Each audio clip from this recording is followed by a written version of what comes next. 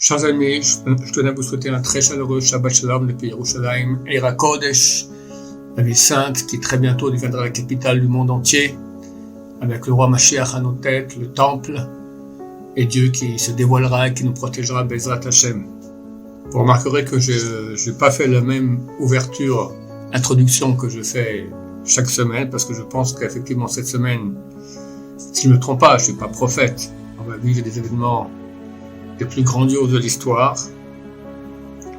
Une guerre entre l'Amérique et l'Iran se prépare. L'Amérique a amené 3 porte-avions ici dans la région, a placé un porte-avions aussi dans l'étroit d'Ormuz. L'Amérique est en train d'amener environ 2500 soldats des forces spéciales, les marines et commandos. Dans les nouvelles, on parlait de 2000 chars américains déjà placés dans la région. 2000 chars, c'est énorme. C'est bien plus que ce qu'a l'armée d'Israël. 2 bases américaines en Irak ont été attaquées déjà par des milices iraniennes. L'Iran a mis sur sa grande mosquée le drapeau noir, signifiant le drapeau de la guerre.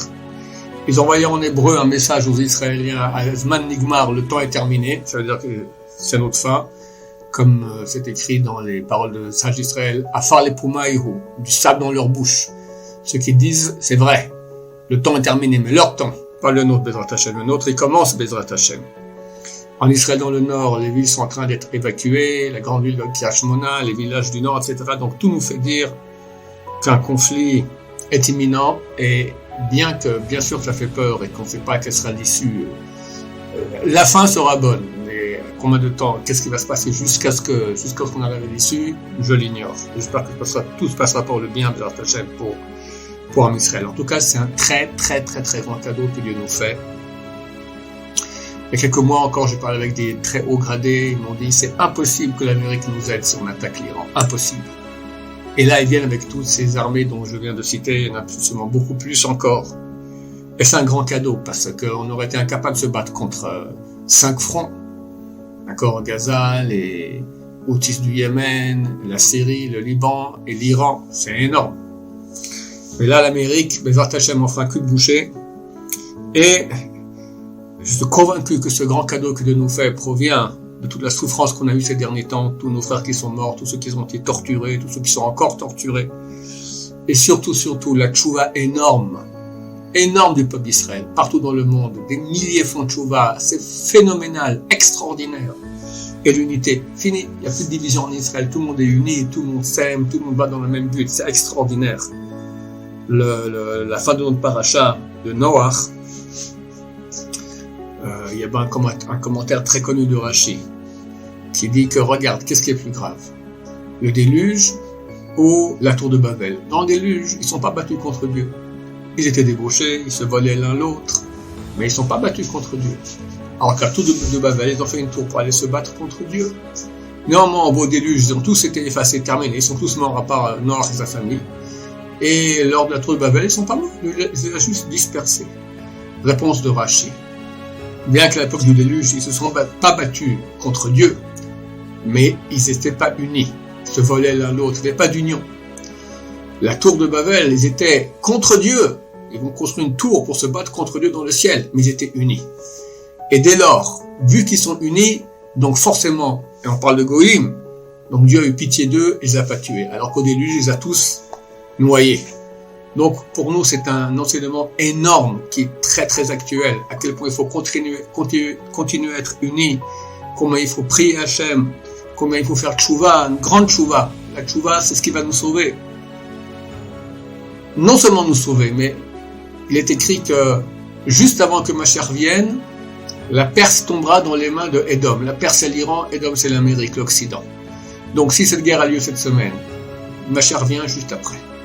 Et quand Mashiach vient, c'est pas seulement la question de sauver pour pouvoir le voir. Je ne sais pas qui aura le mérite de le voir. Cette guerre-là, elle va être certainement à la fin de sélection aussi parmi le peuple juif. Hachem Yishmor, Hachem, que tous passent la barre, que tous restent vivants. Mais quand Mashiach vient, quel niveau tu as? T'as un niveau nul ou t'as un niveau d'un Baal Tchouva? Un Baal Tchouva peut avoir fait les 400 000 coups, mais il a celui de Baal Tchouva qu'aucun sadique parfait ne peut accéder à ce niveau-là. Donc, chers amis, c'est l'occasion de faire une Tchouva démentielle, énorme, grande. Bezrat Hashem, très bientôt, Mashiach vient, et là, vous aurez tous un niveau extraordinaire, Bezrat Hashem. Et bien sûr, le mérite de la Torah. C'est marqué « Nous ose l'Elohim », donne la force à Dieu. C'est-à-dire que c'est le critère de la victoire, c'est Dieu. Mais Dieu nous dit « Donnez-moi de la force, j'ai besoin d'études de Torah ». Parce que Israël partait en guerre, alors ils partent en guerre contre Midian, il y a 12 000 soldats. Mais il y a aussi 12 000 qui vont étudier la Torah en contrepartie. Il y a beaucoup de passages de Chazal, je ne vais pas rallonger, qui disent que grâce à l'étude de Torah, on gagne la guerre. D'ailleurs, dans ce cadre, nous avons ouvert une opération qui s'appelle « Tnu Oz Elokim » justement, qui permet aux gens qui ont le désir d'étudier en français, à heure fixe, avec les enseignants de Maïl et Ava, soit en cours à plusieurs, soit en Chavruta. Donc, tous les renseignements sur notre site, notre chaîne YouTube et nos réseaux sociaux. Bien sûr, tout cela est gratuit. Le premier cours aura lieu ce dimanche, le 22 octobre, qui est le 7 Reshvan, à 12h heure israélienne, 11h heure française. Je vous rappelle, ce 7 Reshvan, c'est pour tous ceux qui habitent en Israël. Donc, dès Motzei Shabbat, on change dans la prière, on ne dit plus dans la 8e bracha, Bachenu, mais Barech Alenu. Ceux qui se trompent, alors nous avons expliqué tout, dans quel cas, à quel endroit de la Mida on se rappelle, comment on doit faire, c'est super compliqué. Donc, regardez les cours qu'on a fait à ce propos, qui se trouvent tous dans la homepage de notre site. Et donc, dès samedi soir, ça rentre en vigueur, Bezrat Hashem. Et si déjà vous êtes sur notre site, ne manquez pas, j'ai fait 5 cours sur l'actualité. Le premier, il dure moins d'une minute, 59 secondes, et les autres, Baruch Hashem, qui expliquent tout ce qui se passe d'après les textes de la Torah, c'est phénoménal. Comme ça, vous serez branchés, vous saurez exactement ce qui se passe, et Baruch Hashem, ce qui va se passer très très bien. Il faut prier aussi beaucoup. On voit que les prières ont agi. Baruch Hashem, je pense que la Xéra, le décret de rentrer dans Gaza, a été annulé par Dieu, parce que ça aurait été une vraie charcuterie, pas seulement pour eux, mais aussi pour nous, Hashem Ishmael. C'est un vrai guépier. Et Dieu a dit non, ok, pas besoin, jamais les Américains, et eux vont faire avec l'Iran. Une fois qu'on coupe la tête à l'Iran, c'est fini. Hamas, Hezbollah, ils n'ont pas aucune valeur. Les vrais dirigeants du Hamas et du Hezbollah, c'est l'Iran. Donc pourquoi aller couper les membres? Allons couper la tête. Et l'Amérique fera le travail extraordinaire de Hashem à notre place. Mais il faut beaucoup prier. Voyons la paracha que Noach a amené un sacrifice après le déluge. Le Zohar Kadosh dit que s'il avait amené ce sacrifice avant le déluge, alors Dieu n'aurait pas amené le déluge. Il n'y aurait pas eu. Maintenant, nous, on n'a pas de sacrifice aujourd'hui, mais on a une chose qui remplace ces sacrifices. Notre bouche, les prières. Chers amis, il faut prier, continuer à prier. On voit que ça marche. Dieu a annulé des décrets terribles. Il nous fait un cadeau tellement grand. On voit que la tchouva et la prière, ça marche. Et il faut prier avec intention. Nos meilleures prières, les faire maintenant. On voit dans la paracha de la semaine passée que Caïn et Hevel ont amené chacun un sacrifice. Dieu a accepté le sacrifice de Hevel et pas celui de Caïn. Pourquoi? Hevel a amené le meilleur de son bétail. Caïn a pris ce qu'il avait sous la main, il l'a amené. Eh bien, il faut savoir qu'on n'a plus de sacrifice aujourd'hui, mais comme je viens de vous dire, à la place de sacrifice, il y a les prières. Quelqu'un qui prie comme ça, il est comme ça, tout ça, alors c'est comme Caïn.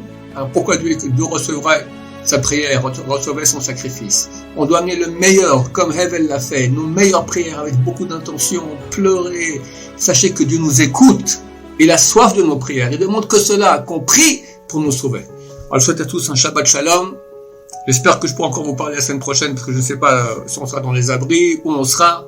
En tout cas, ne pas arrêter de prier, faire tchouva, avoir confiance en Hachem qui nous fait des tellement grands cadeaux.